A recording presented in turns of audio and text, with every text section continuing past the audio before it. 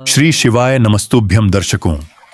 31 जनवरी 2026 का दिन आपके जीवन में एक नया सवेरा लेकर आने वाला है, क्योंकि यह कोई साधारण दिन नहीं है, बल्कि माघ महीने का पवित्र शनिवार है। और पूज्य गुरुदेव पंडित प्रदीप मिश्रा जी अपनी कथाओं में बार बार वर्णन करते हैं कि जब भी जीवन में बहुत भारी संकट आ जाए या धन की बहुत ज्यादा कमी हो जाए, तो शनिवार का दिन महादेव को मनाने के लिए सबसे उत्तम होता है। और आज की इस विशेष प्रस्तुति में हम आपको पूज्य गुरुदेव द्वारा बताया गया एक ऐसा अचूक उपाय बताने जा रहे हैं, जिसे अगर आपने इस 31 जनवरी 2026 के दिन कर लिया, तो यकीन मानिए आपकी सोई हुई किस्मत जाग जाएगी और जो भी दुख या दरिद्रता आपके घर में वर्षों से जमी हुई है, वह सदा के लिए समाप्त हो जाएगी।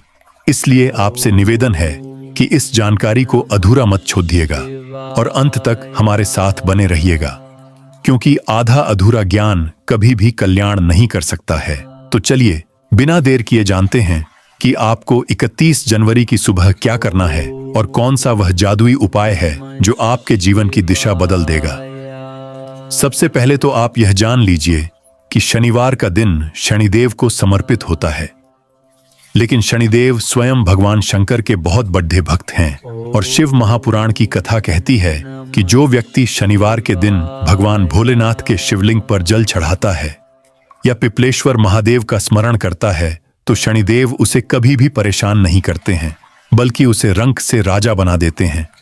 तो इस 31 जनवरी 2026 को आपको सुबह जल्दी उठना है और स्नान आदि से निवृत्त होकर स्वच्छ वस्त्र धारण करने हैं और अपने घर के रसोई घर से एक तांबे का लोटा लेना है।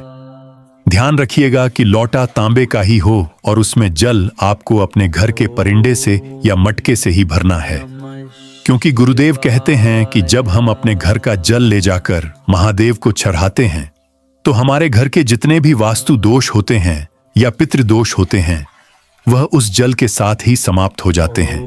अब इस जल के पात्र में आपको एक बहुत ही विशेष सामग्री डालनी है, जो आपके कर्ज को और आपकी बीमारियों को जड़ से खत्म कर देगी। और वह सामग्री है काले तिल। जी हाँ, आपको उस एक लोटा जल में थोड़े से काले तिल डालने हैं और साथ में एक चुटकी काली मिर्च का पाउडर या खड्डी काली मिर्च डाल लेनी है, क्योंकि काली मिर्च शत्रुओं का नाश करती है और काले तिल धन की आवक को बढ़ाते हैं। अब इस सामग्री को लेकर आपको अपने घर के आसपास किसी भी शिवालय में जाना है जहां शिवलिंग स्थापित हो, और शिवालय जाते समय आपको रास्ते भर श्री शिवाय नमस्तुभ्यम मंत्र का जाप करते रहना है। जब आप मंदिर पहुंच जाएं, तो सबसे पहले शिवलिंग के पास उत्तर दिशा की ओर मुंह करके बैठ जाएं और फिर भगवान शंकर के शिवलिंग पर उस जल को बहुत ही धीरे धीरे चढ़ाना शुरू करें। जल चढ़ाते समय आपकी धारा टूटनी नहीं चाहिए और मन ही मन आपको हाटकेश्वर महादेव या पिपलेश्वर महादेव का स्मरण करना है और प्रार्थना करनी है कि हे महादेव, मेरे जीवन में जो भी धन की समस्या चल रही है, या मेरा व्यापार नहीं चल रहा है, या मेरे घर में कोई बीमार रहता है, तो आप कृपा करें और मेरे इन कष्टों को हर लें।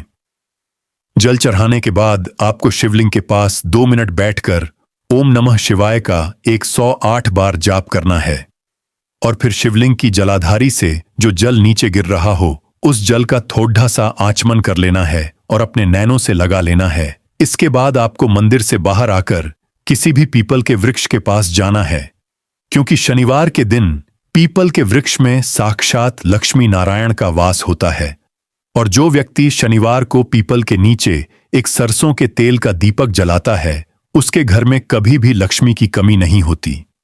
तो आपको पीपल के पेड़ के नीचे एक गोल बत्ती का सरसों के तेल का दीपक जलाना है और पीपल देवता की 7 बार परिक्रमा करनी है।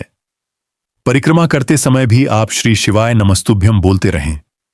यह छोटा सा उपाय जो देखने में बहुत सरल लगता है, लेकिन इसका प्रभाव इतना अद्भुत है कि यह बड्ढे से बड्ढे दुर्भाग्य को भी सौभाग्य में बदल सकता है।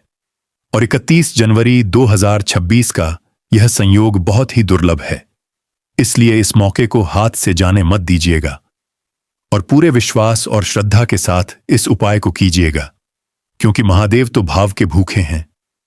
अगर आप सच्चे दिल से एक लोटा जल भी चढ़ा देंगे, तो वह आपकी झोली खुशियों से भर देंगे और आपके जीवन के सारे अंधकार को मिटा देंगे। तो भक्तों, मुझे पूरी उम्मीद है कि आपको यह जानकारी बहुत अच्छी लगी होगी और आप इस उपाय को जरूर करेंगे और अपने जीवन को सुखमय बनाएंगे। अगर आपका कोई भी प्रश्न हो तो आप नीचे अपनी राय लिख सकते हैं और अगर आप महादेव के सच्चे भक्त हैं तो कमेंट में हर हर महादेव लिखना मत भूलिएगा और इस महत्वपूर्ण जानकारी को अपने मित्रों और परिवार के साथ भी साझा कीजिएगा ताकि उनका भी कल्याण हो सके।